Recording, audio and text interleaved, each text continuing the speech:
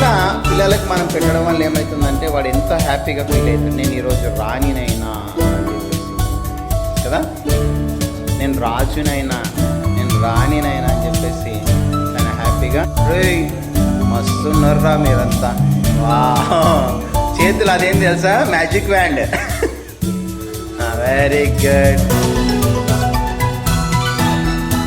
మంచి గట్టమ్మ. చింపగొట్టం అనుకో, కొత్త తెచ్చేయాలి నువ్వు అన్నయ్య. Very good. రెండు వచ్చినాయి నీకు. Very good. So right, very good. Super super super.